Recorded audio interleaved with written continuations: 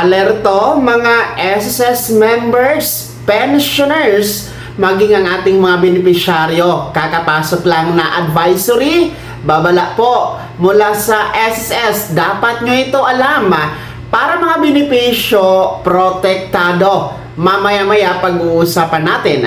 Hello mga ka-vlogs! Welcome dito sa aking YouTube channel. Magandang araw po sa lahat ng mga manonood. Saan po kayong dako sa mundo? Kumusta mga ka-vlogs? Well, eto kakapasok lang na advisory, abiso mula sa SSS. Kung saan nga po ito ay nagbibigay babala sa lahat ng mga miyembro, pati mga pensionado, mga benepisyaryo, na kung saan meron po ngayong kumakalat mga ka-vlogs na mensahe na pinapadala through text, email o tawag sa inyo na di umano ay tutulungan kayo o required kayo na mag-install at mag-activate ng inyong My SSS mobile app.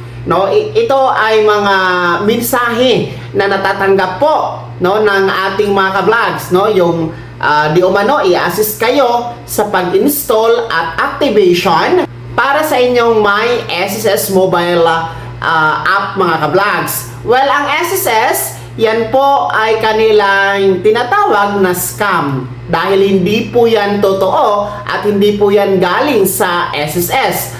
Ang SSS po kasi ay wala pong ganoon na requirements na kailangan talaga mag-install tayo at mag-activate ng My SSS mobile app. Walang ganon kasi nakadepende lang naman sa iyo kung gusto mong i-install yan or i-activate. Pero hindi talaga yan required sa lahat ng mga miyembro.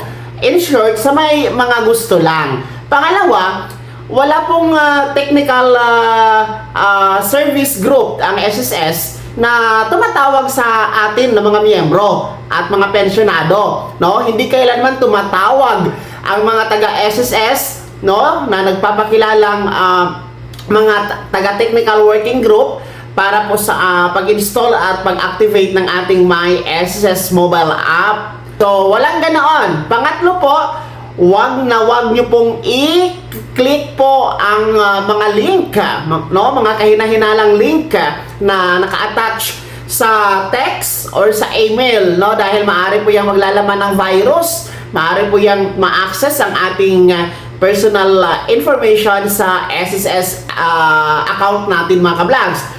At baka gamitin po sa mga maling gawain, nakasalalay po ang ating personal details. Kaya wag niyong i-click ang anumang links na naka-attach sa email or sa inyong text na natatanggap mga ka-vlog. So wala pong ganoon. Ang atin pong My SSS mobile app ay maari po yang ma-download Apple Store, kung kayo ay mga naka-iPhone or iOS. Sa mga naka-Android naman, maaari po natin yang ma-download ang My SSS mobile app through the Play Store mga ka-vlogs, doon lamang yan pwedeng ma-download at ma-activate natin. Pero wala talagang tumatawag, hindi dapat kayo tatawagan, hindi tayo dapat nagkakaroon ng text message, dahil yan ay scam at panloloko. Kaya dapat labanan na din po natin ito, na wag basta-basta magpapaloko mga ka-vlogs dahil nakasalalay dito ang ating mga benepisyo.